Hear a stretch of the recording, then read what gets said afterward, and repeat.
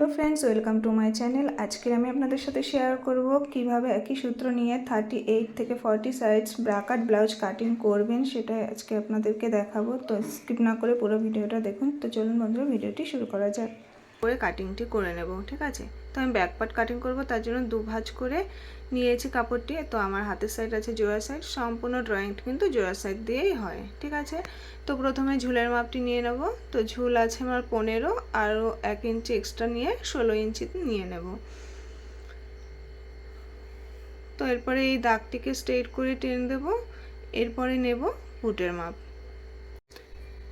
এখান থেকে পুটের মাপটি নিতে হবে। তো পুট নিলাম আমি 5.5 ইঞ্চ, কারণ আমি একটু ডিপ নেক করবো, তার জন্য 5.5 ইঞ্চ নিয়ে নিলাম। এরপরে এখান থেকে আর্মহোলের মাপ নেব 6 ইঞ্চ। এরপরে দাগটিকে স্ট্রেট করে টেনে নেব।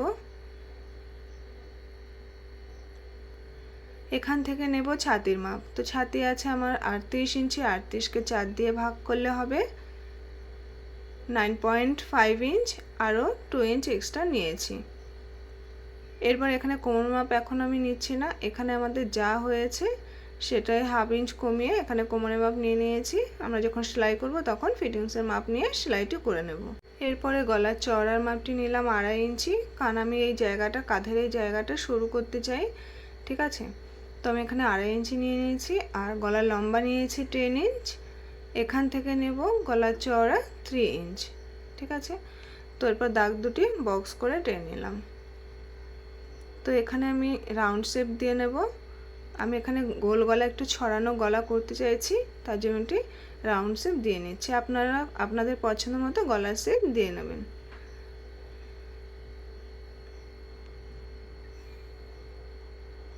এরপর টেকিং নিয়ে নেব। তো টেকিংয়ের চওড়া নিলাম 5 ইঞ্চ এবং লম্বাও নেব 5 ইঞ্চ।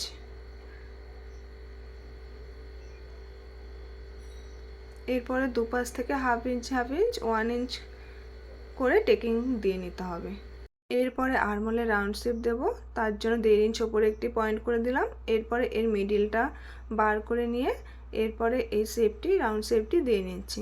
এখান থেকে হাফ ইঞ্চ একটু নিচে করে শেপ দিয়ে নিচ্ছি, কারণ এতে বগলের শেপটি ভালো আসবে। এরপরে এখান থেকে 2 সুতোর মতো শোল্ডার ডাউন করে দিলাম। এতে কি হয়, কাঁধ থেকে কাপড়টি খুলে পড়বে না।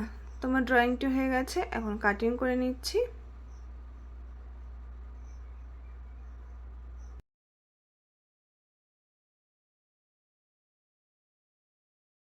পেছনের পার্ট কাটিং করা হয়ে গেছে, এবার আমরা সামনের পার্ট ড্রয়িংটি করে নেব। তো তার জন্য দেখুন কাপড়টা আমি কিভাবে ঘুরিয়ে নিচ্ছি, এইভাবে নিয়েছি। এরপরে এই সাইড থেকে 1.5 ইঞ্চ করে এক্সট্রা কাপড় নিয়ে তবে ড্রয়িংটি করে নিতে হবে। এরপরে এই দাগটিকে স্ট্রেট করে টেনে নেব।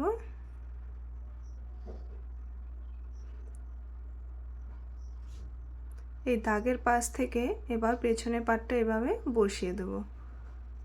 এইভাবে রেখে শোল্ডার থেকে আর্মহোলের সাইড থেকে ড্রয়িংটি করে নেব। পরে পেছনের পার্ট সরিয়ে রাখবো। পরে গলার শেপ দেওয়ার জন্য শোল্ডার থেকে এইভাবে ফিতেটাকে রেখে মাপ দিয়ে নেব।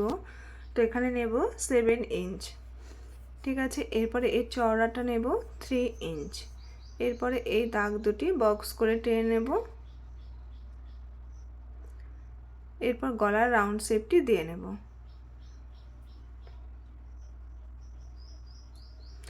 এখন আমরা নেব বাস পয়েন্টের মাপ, ঠিক আছে। শোল্ডার থেকে ফিতেটা ধরে আমি নিচ্ছি বাস পয়েন্টের মাপ। এখানে আমার বাস পয়েন্টের মাপ আছে 9.5 ইঞ্চ, আর আমি 2 ইঞ্চ এক্সট্রা নিয়ে নিয়েছি। এরপর দাগটিকে স্ট্রেট করে টেনে নিচ্ছি।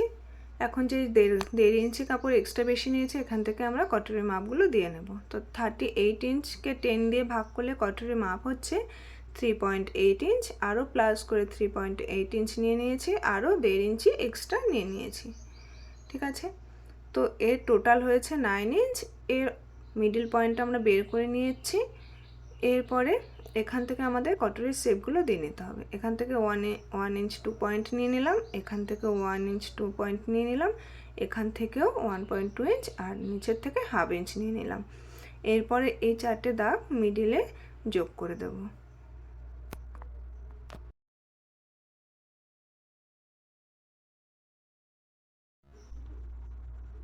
এখান থেকে হালকা একটু রাউন্ড শেপ করে নিচ্ছি, এতে শেপটা ভালো হয়।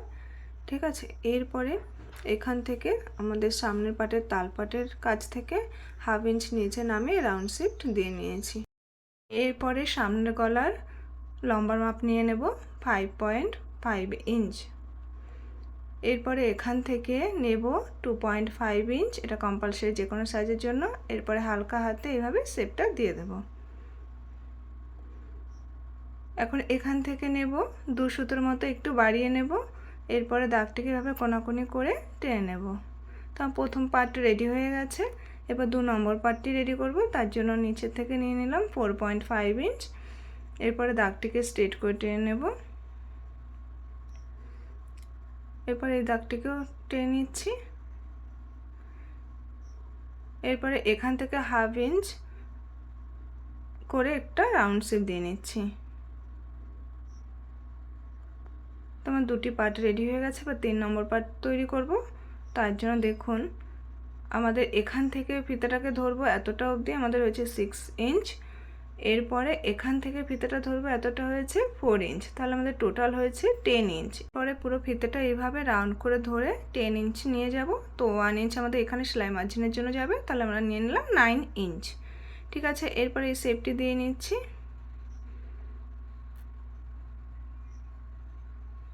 এখন এখান থেকে হালকা করে একটু ওপরের দিকে তুলে দাগটি টেনে নিয়েছি। তো 3 নম্বর পার্ট রেডি হয়ে গেছে। এবার বেল পার্ট তৈরি করার জন্য নিচের থেকে নিলাম 4 ইঞ্চ। এরপরে পেছনের পার্ট এইভাবে বসিয়ে চওড়ার মাপটি নিয়ে নেব। এরপর দাগটিকে স্ট্রেট করে টেনে নিচ্ছি।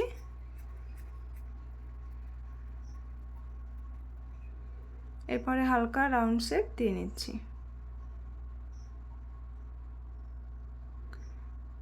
তো আমার পুরো ড্রয়িং করা কমপ্লিট হয়ে গেল। এরপরে কাটিং করে নিচ্ছি। এখন আমরা হাতা কাটিং করে নেব। তো আমার লাইনিং কাপড় একটু কম পড়ে গেছে, এখানে জুড়তে হবে। তো আপনাদের বোঝানোর সুবিধার্থে আমি মেন কাপড়ে হাতা কাটিং করে নেব। তো এখানে 2টি ভাঁজ করা আছে এবং 2টি হাতা কাটিং করার জন্য 4 ভাঁজ করে নিয়েছি। ঠিক আছে, তো আমার হাতের সাইড আছে জয়েন্ট সাইড। মানে প্রথমে ঝুলের মাপ নিয়ে নেব। তো ঝুল আছে আমার 9 ইঞ্চ, আরও 1 ইঞ্চ এক্সট্রা বেশি নিয়ে নেব সেলাই মার্জিনের জন্য। তো নিচের থেকে 1/2 ইঞ্চ সেলাই চলে যাবে আর উপর থেকেও 1/2 ইঞ্চ সেলাই চলে যাবে। তো এরকম 10 ইঞ্চ নিয়ে নিলাম। এরপর দাগটিকে স্ট্রেট করে টেনে নেব। এবার নিচের থেকে 3.5 ইঞ্চ নিচে একটু ডাউন করে দিলাম। আর্মহোলের মাপ নিতে হবে। তো আর্মহোল আমার আছে 17 ইঞ্চ। ঠিক আছে, 70-এর হাফ হচ্ছে 8.5 ইঞ্চ। তো 8.5 নিয়ে নিলাম, আরও 2 ইঞ্চ এক্সট্রা নিয়ে নিয়েছি। এরপর এখান থেকে মোহরির মাপ নিতে হবে। মোহরি আছে 10 ইঞ্চ, 10-এর হাফ নিলাম 5 ইঞ্চ, আরও 2 ইঞ্চ এক্সট্রা নিয়ে দাগ দুটি এইভাবে টেনে নিচ্ছি। এখন আর্মহোলের শেপ দিতে হবে। তো দেখুন আমি কিছুটা নামিয়ে তারপরে আর্মহোলের শেপটি দিয়ে নিয়েছি। আপনারা একদম ওপর থেকে শেপ কিন্তু দেবেন না। ঠিক আছে, এরপরে তালপাটের শেপ দেব। তো এইভাবে ফিতাটাকে ধরবো, ধরে 1/2 ইঞ্চি নিচের দিকে নামিয়ে তালপাটের শেপ দিয়ে নিয়েছি। ঠিক আছে, তো আমার পুরো হাতা ড্রয়িংটি হয়ে গেছে। এরপরে কাটিং করে নেব।